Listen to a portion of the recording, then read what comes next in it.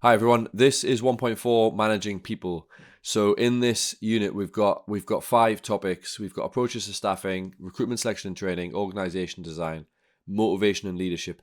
There's quite a lot of content in here, there's quite a lot of theory in here. And so again, as I've mentioned on the others, if this isn't the first one that you've watched, this is not a comprehensive deep dive into all of these topics. It's more of a kind of a quick recap, hoping to get through it all in sort of, I don't know, between 15 and 20 minutes, just to give you an idea of all of the different parts of this topic and the key terms that you need to be aware of. If you go through this and you've got any other questions, then you can ask them in the comments, of course, but also, go and have a look in a little bit more depth, because it goes without saying you can't kind of cover an A level in 20 minutes, so, or even a unit in one. But that's what I'm going to try and do. So we're going to start with approaches to staffing. So approaches to staffing is all about kind of the range of staff members that we have, the different types of employees that we've got, and how we can try and make the best use of the staff that we've got. So the key question here is, what type of workers do we have? Well, we can split them into different categories. The first is to have a look at the difference between a permanent worker and a temporary worker.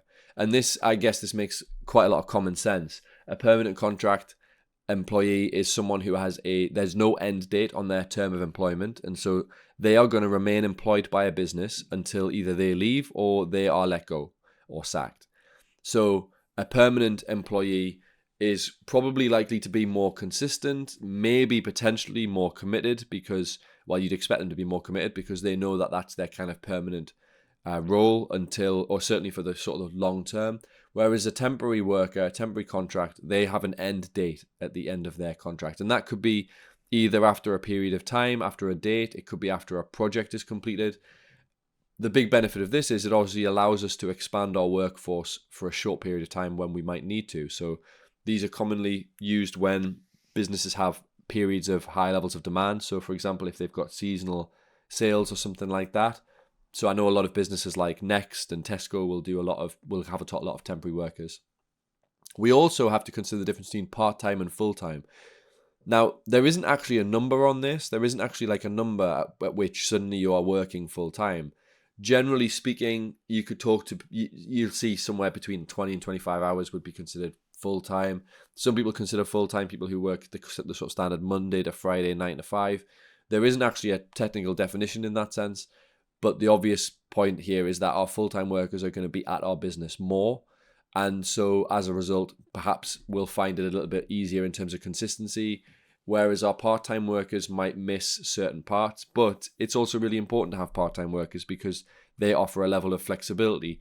But also it allows us to attract workers who may not be able to or be willing to work full-time because of other commitments. And so an effective business will have a combination of all of these different types of workers: permanent, temporary, part-time, and full-time, depending on the needs that they have. And what this typically does is, what it hopefully does, is it creates a flexible workforce. And a flexible workforce is one that can adapt. And that adaptation can come from many forms. It could be that the workforce can get bigger or smaller, depending on whether it needs to. We've talked about this already with our part-time workers or our temporary workers. It could be a flexible workforce allows us to open more non-traditional hours than a 9 to 5 Monday to Friday. And so there's a few different ways, other than what we've already mentioned, to get a flexible workforce. So for example, if we have multi-skilled workers, that might allow us to, instead of having to have 10 people in part A of the business and 10 people in part B, if we've got 6, but some of them in part A can also work in part B when needed, then instead of having to employ extra staff and pay those extra labor costs, we can just maybe move staff across the business to fill in gaps where needed. So that allows us to potentially pay one employee for 2 roles that we might have. We might have a mix of part-time and full-time employees, as we've discussed. We might have flexible hours or work from home. So this could be something where we are maybe able to, get workers to work in certain hours overnight, for example. It might allow us to attract employees who need flexible hours because of childcare, because of care for family members, or because of a variety of other reasons. Maybe if, for example, if you're a student, you might need flexible hours so that you can work it around your school schedule and maybe potentially take some time out when you need to for exams. Work from home is something that's become increasingly more popular and more common since the pandemic and since the lockdown, where I think businesses started to realize that people could work from home quite effectively, and in some respects were able to put in extra time because they were saving so much time with not having to do all of the travel. And so work from home potentially also allows you to attract employees who exist outside of your local area. And so that could be a potential benefit in terms of attracting employees of certain skills. We've also got, as I mentioned already, temporary contracts at certain times. And then there's also the potential for outsourcing. So if we potentially, maybe just in the short term, need some extra workers, we might be able to outsource a task to a different business where we pay a different business to do a job for us. And that might allow us to temporarily get something done if we don't have any real need to get a set of employees for that in the full time. We also need to be aware of how we can reduce the workforce if we need to. We've obviously got the stuff we've already mentioned. So, for example, if we've got temporary contracts, one way we can reduce the workforce is by allowing temporary contracts to expire. But there are some other options we've got available as well. So, for example, dismissal is one way. So, firing an employee. And this has to be for cause. You can't just turn up to someone and say they're sacked. What you can do, though, is if you no longer need an employee, you can make them redundant. So redundancy is where you pay off a worker who is no longer needed. But there's a few key distinctions here, a few legal requirements you have to be aware of. If you make someone redundant, depending on how long they've worked in the business and their age, you might have to pay them off with a certain amount of a kind of a severance package. But also, if you make someone redundant, you can't replace them with the same role. So you can't make one person redundant and then recruit to replace them. That's not redundancy. The term redundant means no longer needed. So this is only available if maybe, for example, a business is downsizing and they no longer need quite as many staff. Or maybe they're closing one part of their business and they no longer need staff of a certain set of skills. The last kind of thing to mention in 1.4.1 is the relationships between employees and employers. So this is just about collective bargaining. So how businesses kind of communicate with their employees to make sure that their needs and that their rights are being managed. This is also where you would see a little bit of information about trade unions and how the trade unions link to employers and how they negotiate with employees with employers on the behalf of employees to try and give employees good working standards and good and sort of well cared for rights and pay and what have you. 142 is about recruitment, selection and training, and this actually just splits into 3 separate parts, and it's all part of this recruitment process. So we've got the recruitment part, we've got the selection part, we've got the training part. So we'll do these one by one. In terms of recruitment, it's literally a case of how do we get employees into our business. And so the main kind of thing to think about is whether we employ someone who's already working for us, that would be internal recruitment, or we employ someone who doesn't work for us, that would be external recruitment. And there's benefits and drawbacks to both of these. For example, internal recruitment, if you employ someone internally, then you know them and they know the business. And so that's potentially going to have its benefits. That might require less training at a later stage, but it also means you know what they're like. I think it's quite easy for someone to turn up externally and do a really, really good interview. And then when they start the job, you realize that actually maybe they can't quite perform at the standard they said that they suggested they could, or you thought they could, based off a 1 day or several hour interview. So there's benefits and drawbacks to internal. One big drawback to internal is if you promote someone, usually they might not, it's more likely that they won't have had very much experience in that new hire role. And so that could potentially be a risk. But also if you're promoting someone, there is also the issue that you're going to have to then replace the job that they are leaving to join this new job. So in some respects, unless you don't need to replace them, you are going to eventually have to do some external recruitment in order to keep your workforce growing. For external recruitment, one potential benefit is that they're more likely to have experience from other businesses, and they may even be able to bring other ideas from other businesses as well. But the downside could be that if they are more experienced, they might command a higher pay because of their experience and because of the pay they've been on in their other roles in other businesses. But also there is that risk that someone might interview really, really well and then not be very good at the job. And because you don't know them very well and they don't know the business, that might require quite an adjustment and quite an adjustment period. And relationships within the organization might not be effective.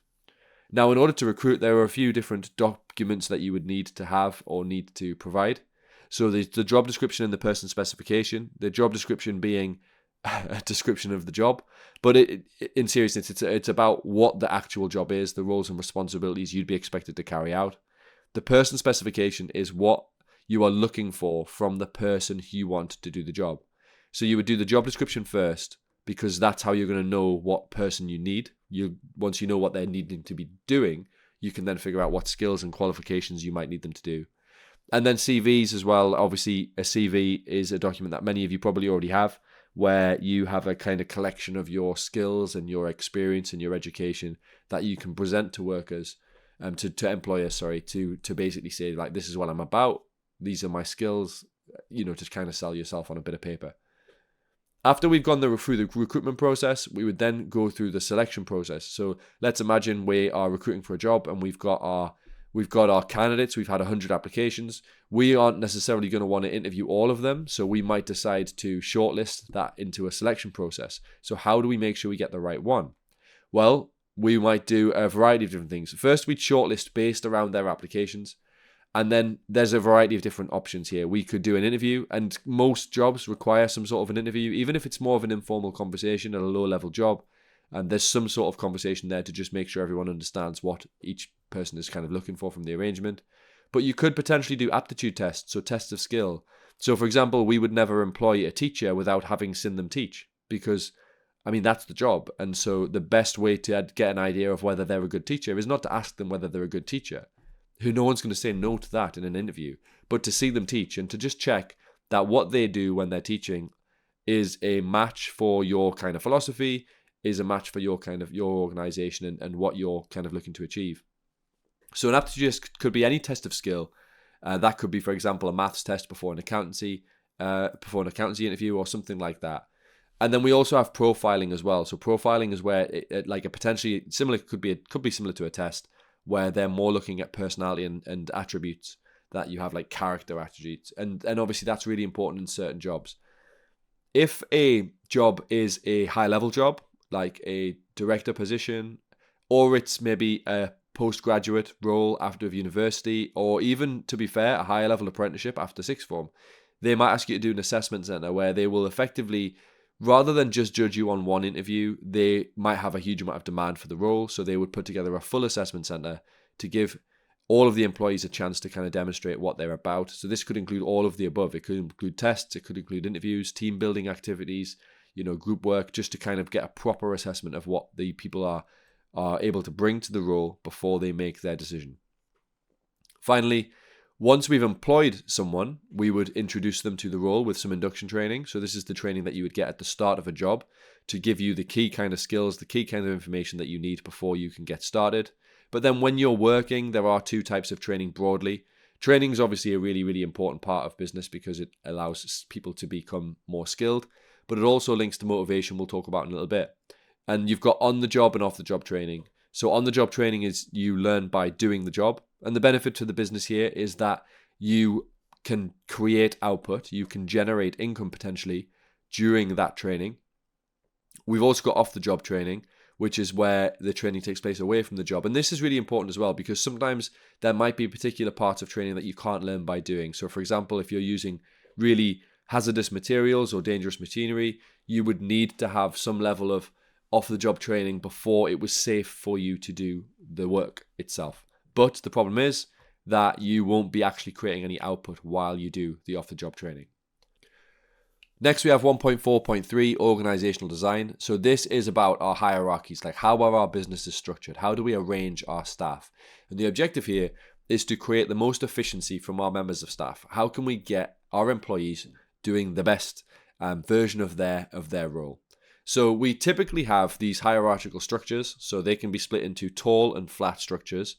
We're going to go through a couple of key terms here, but the tall structures typically have more layers of management, and a narrow span of control, which means basically they will be in direct charge of less people. So a narrow span of control, you can see in the diagram there's one person in charge of three. 3 is a fairly easy number to manage. Whereas a flat, but it might be like several layers who are each in charge of 3. Flat structures, on the other hand, have less layers, so less levels of management, but each manager will have a wider span of control, more people to manage and control, which, again, it obviously depends on the business, but that could make it quite overwhelming for them to try and manage all of those people. But I guess it depends. The employees might not need a huge amount of management, and so that might be absolutely fine. We also have a matrix structure, which is where there isn't a traditional hierarchy in the same sense as that kind of diagram. Maybe it's more like a grid, and this would be the case where, for example, people might report to more than one manager. So they might have different managers at different parts of a project, for example, or different parts within the business. They might work in different parts of a company all at once. And then we've got a few key terms you need to be aware of. So layers of hierarchy is fairly straightforward. How many layers of hierarchy there are. Span of control, we've already mentioned how many people you are directly in charge of and responsible for. And then the chain of command is the line of communication you go to get from maybe part A in an organization to point B. So for example, I have people below me in my organization that I'm responsible for. I'm their line manager. And then, so if they've got a problem, they would come to me. I'm responsible for them. But I have one as well. So I have a line manager who is responsible for me, and I would go to if I had a problem. They have a line manager above them, and then it keeps going up until you reach the top of the organization. But it means that there's like a level of command. So decisions and communication can be passed down, and it means instead of the person at the top having to speak to everyone, they can kind of pass that down through the layers, especially in large businesses where there's potentially hundreds or thousands of employees. We also have in organizational design the concepts of centralization versus decentralization. So centralization is where decision making happens at the center of an organization or the top. Typically what you'll see in a centralized business is all of the branches might be the same. So you take, for example, a McDonald's. The manager of a McDonald's isn't managing, they're not making decisions about the menu or the prices or anything like that. That's all being done in the center of an organization. They just turn up and manage the employees for the most part and manage resources. Whereas a centralized decision-making process is where decision-making happens lower down in the hierarchy. So, for example, individual stores or regions might be in charge of changing their businesses or their branches a little bit more specifically to meet customer needs. So a really good example of this is Waterstones. So obviously it makes sense, doesn't it? In different parts of the UK, you're going to sell different books depending on the age, the income, the level of education, the interests of different people in different areas. Someone in central London might read different books to someone in Birmingham, for example, or someone in a rural Kent. And so allowing a manager to amend their decision making and amend their layout of their store and the products they have on sale might be something that can give them a differentiating factor in that market. But also it just means that it's a little bit more personalized, and maybe the employees might find a bit more motivation from being able to make those decisions. Speaking of motivation, let's have a look at 1.4.4. So in terms of motivation, there's two parts to this. We've got motivation in practice and motivation in theory. So motivation in practice is effectively how employees are motivated. So we could split that into two categories as well, financial and non-financial. So our financial motivators, these are things that involve money. So for example, piecework and time work. So these are key terms you need to be aware of. I'm not going to go through all of these in a huge amount of depth now, but being paid per item, being paid per hour. Wages and salaries. So wages being more flexible, potentially changing depending on piece rate or time rate, whereas salaries are more consistent, where an employee gets paid the same each month. You can gain commission if you are selling an item, for example. You might get a lower salary, but you might also be able to top that up by earning a percentage of the sale. Cars, for example, or potentially other big products where it's really important to sell because of big revenue for each product. You can get bonuses for levels of performance or reaching targets. You can get performance-related pay where your pay might be based around, or your pay might be determined by meeting agreed targets that you've agreed with your line manager. And you can have profit share schemes as well. There's also fringe benefits, which are where they don't give you money, but they give you something that saves you money, for example, like a medical support or care or a company car or something like that. And we also have a huge range of non-financial motivators as well. So delegation, consultation, empowerment, all of these are around not necessarily giving an employee money. These are non-financial, but giving them some sort of level of trust and some level of responsibility within the organization. So team working, flexible working, that could be a motivator for certain employees. Job enrichment, giving them more rewarding tasks, giving them a little bit of autonomy in terms of how they make decisions within their work. Giving them more to do, that sounds like a potential negative, but actually people want to have responsibility and they want to feel trusted. or it could be just job rotation, where we give employees different roles within an organization, just so that they're not doing the same thing every single day, because they might find that potentially a little bit dull, maybe not very stimulating. So that's kind of the practical side of things, the kind of different areas of motivation. But we also have a few theories that you need to be aware of as well. And again, I'm not going to go through these in huge amounts of depth. Taylor's scientific management theory was all about the fact that money is the biggest motivator.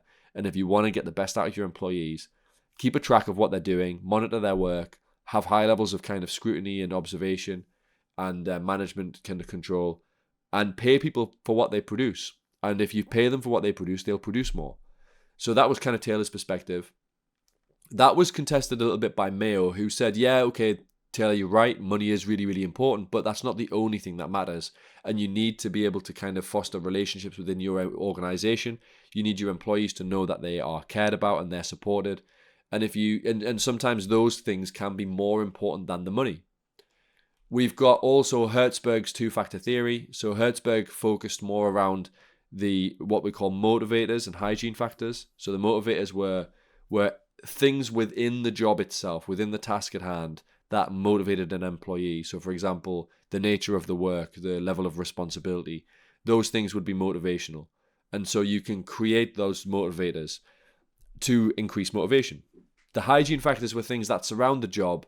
And it's not necessarily a case of like, by adding these, you would increase motivation. It's just more of a case of that if these things aren't of a satisfactory level, they will reduce motivation. So the biggest example of a hygiene factor is pay.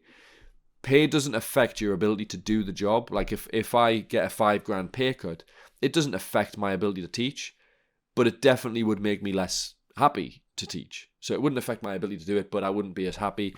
Excessive paperwork, for example, could be another hygiene factor, where it doesn't necessarily, not having it doesn't necessarily improve motivation or the ability to do the job, but if it's overwhelming, it will definitely demotivate. So the hygiene factors need to be of a satisfactory standard. And then lastly, we've got Maslow's hierarchy of needs. So any of you who do psychology might have heard of this one in a psychology. This is about the individual needs of an employee and how and I always think about this in terms of my students as well. If you've got something going on in your personal life, for example, if you have needs that aren't being met, it's difficult to expect you to be at your very peak performance motivationally if you've got other things that you're worried about, if you have other personal and social and safety needs that aren't being met. So Maslow's hierarchy of needs is a really important one in terms of external factors that can affect motivation. But it's also worth bearing in mind that quite a few of the things that we can provide workers can create some of these needs being met. So for example, paying a fair wage can allow for shelter, can allow for food and water and what have you, can allow for security. We can also provide things like health support. We can provide things like emotional support. We can provide team working. We can provide an area where that kind of fosters relationships within an organization to develop social needs. So there are things we can do within an organization to try and influence these needs being met. But again, as I said, if you're interested in those theories and you need to know them, worthwhile going and having a look at them in more detail, because I've obviously just summarized them very briefly. Lastly, we've got 4 leadership strategies, or leadership styles, I should say. So the first is autocratic, and this is where we have firm, quick decisions, and they all come from one person or really a very small number of people at the very top of an organization. A lot of the biggest sort of celebrity entrepreneurs you'll have heard of are quite autocratic. And I guess it makes sense because if my decisions had turned me into a billionaire, I'd probably be a bit autocratic as well. It would be difficult for anyone to tell me I was wrong if I'd been that successful. The benefits of this are that if you're in a business where you just need to be told some employees just need to be told exactly what to do and prefer that. They just want clear instructions so they can get on with it. But it doesn't necessarily work in all areas. It might be quite demotivating and it leads to quite narrow decision making. Kind of step into a little bit more freedom here is democratic. So this is where consultation does happen on decisions. You allow the whole point of a democracy is everyone gets a say, but ultimately the leader still will make the final call. And so this could potentially be motivational if your opinions are listened to. On the other hand, it could be demotivational if you give your opinion and then it's just ignored. You might feel like, what was the point in even asking me in the first place? We then have paternalistic, And so this is where decision making happens with the employees in mind. So there'll be quite a lot of consultation. There'll probably be quite a lot of training here. It's the term paternalism is about kind of parenthood, like maternity and paternity leave. You might have heard of those terms, about kind of that motherly, fatherly kind of figure in a person's life. And so it's not necessarily just like they treat their workers like their family. It's just that they make decisions with the employees in mind. And then lastly, we've got laissez-faire. Laissez-faire is a really specific one because you can only do laissez-faire if you have a certain set of employees. Leadership would be quite hands-off. Employees would be given quite a lot of control for their work. So you would only do this if you have really highly skilled employees that you've maybe even potentially you've employed them for certain skills that you don't have yourself as a leader. So sometimes it's best to just let them do their thing. For example, if I was a film director and I'm directing Leonardo DiCaprio, I'm not going to tell Leonardo DiCaprio how to act. I might give bits of advice, but ultimately I've got to trust that he's extremely skilled in his work, and so I can be hands-off because he knows what he's doing. Or if I was a more realistic example, if I was a marketing executive and I had employed a bunch of creative marketing types who were going to come up with marketing strategies, it might be best if I just let them use their creative skills to come up with these ideas. So that's 1.4. Quite a lot in there, quite a lot on that topic. 1.3 and 1.4 are definitely quite big ones, but hopefully that covers those 5 topics in a level of detail. If you've got any questions, or if there's anything you're not sure on or want a little bit more explanation on, please do let me know in the comments. Have a look in the description. There's a bunch of resources available for you to help support your revision in these topics. And I will see you in the next one.